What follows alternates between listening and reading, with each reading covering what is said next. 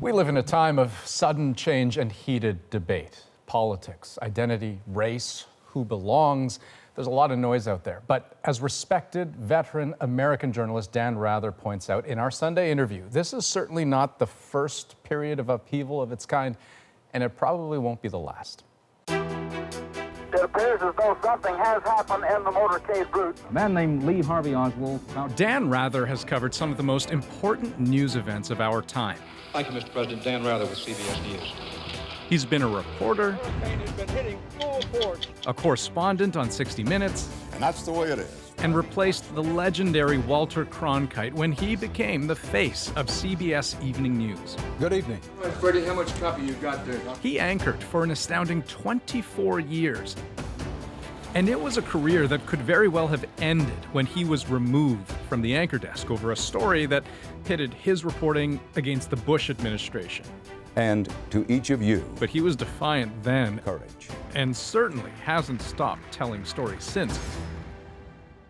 Today, he's got a lot to say about the state of American politics, and his latest project is called Human Nature.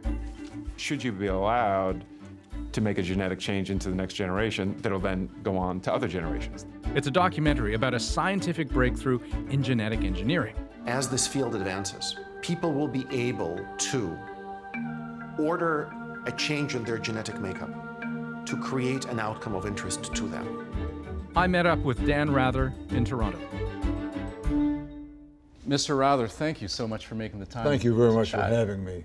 And I guess safe to say, you feel very strongly that gene editing may be one of the most important developments of our lifetimes. I mean, tell me why.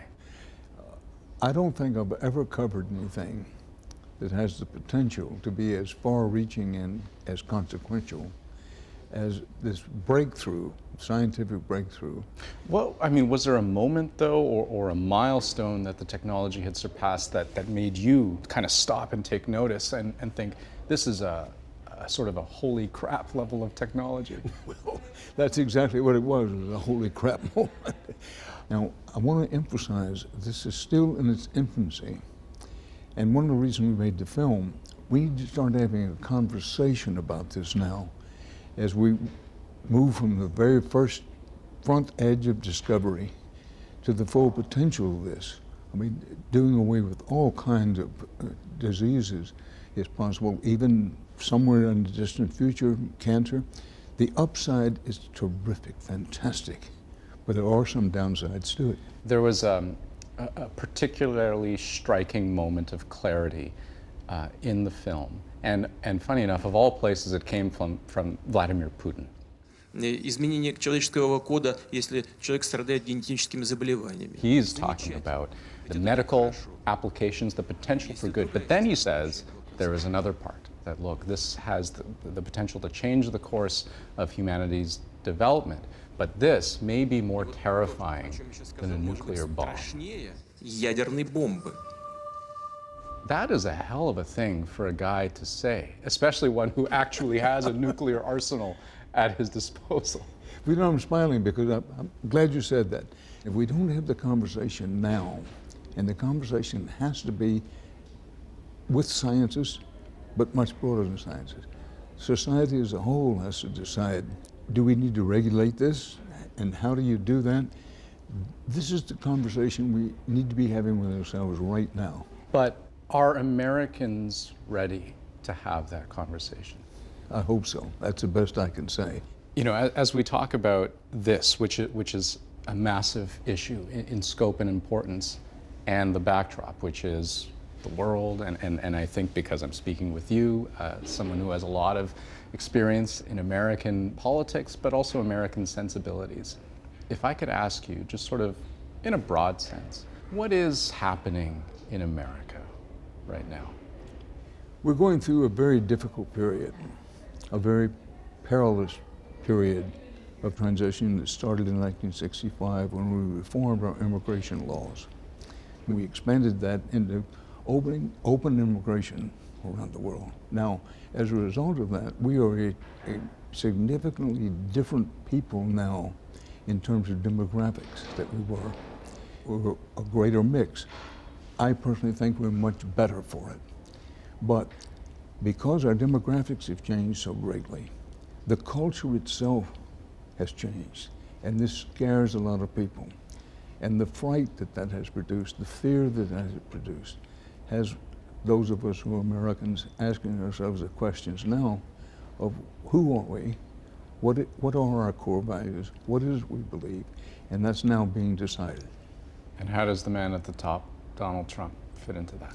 Well, Donald Trump recognized that so many people had fear, deep-seated fears. Many of them would never express these fears. Many of them tried to cloak their fears about what they see as the rapid change in the culture of the society and the democratic makeup. And he has sought to, and so far succeeded to a certain degree, in exploiting those fears. And because he is not a president who defends our institutions, he attacks our institutions. He attacks the courts, he attacks the other branches of government, and he attacks the press, not just individual press people or press organizations, but calls everybody in the press, quote, enemies of the people. That's where he fits in.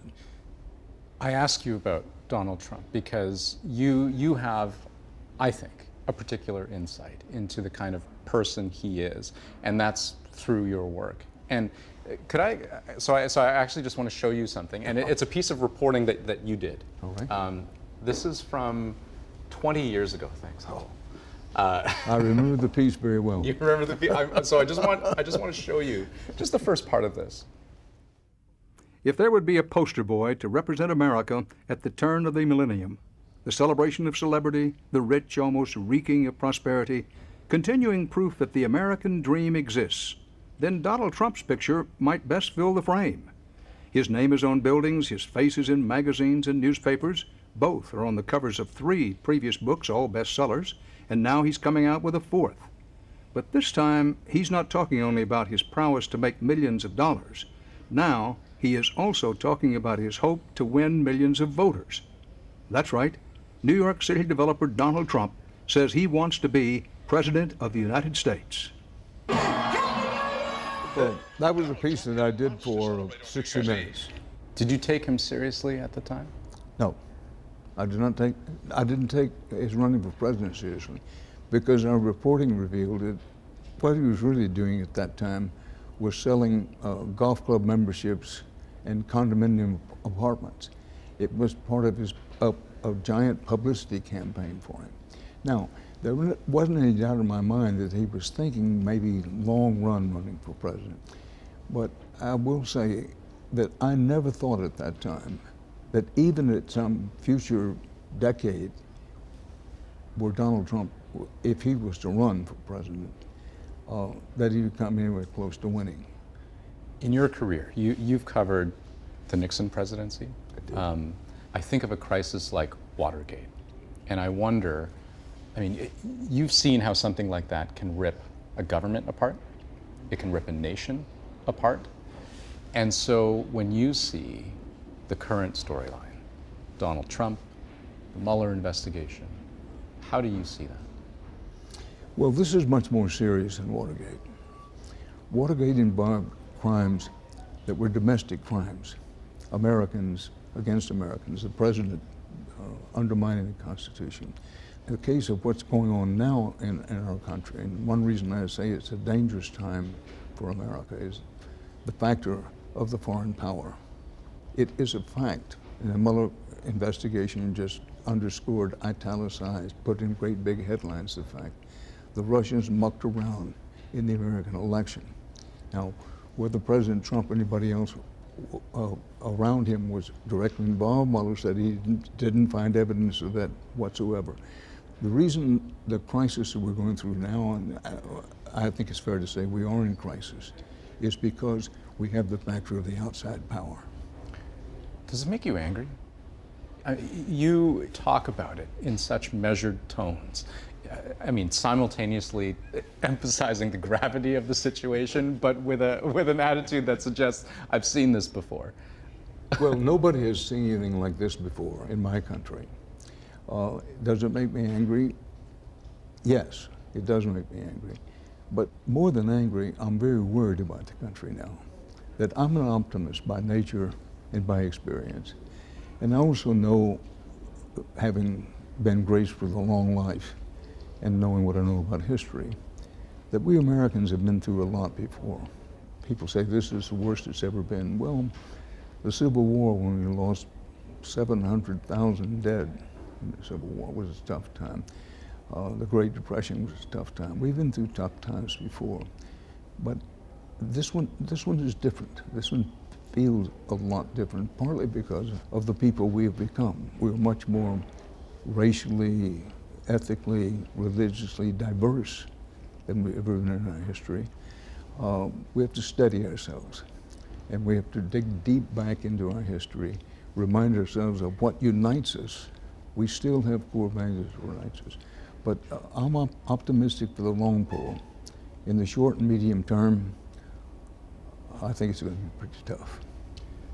Mr. Rather, thanks so much for your time. Thank It was you very wonderful to much. I chat. appreciate it greatly. Thank Cheers. you.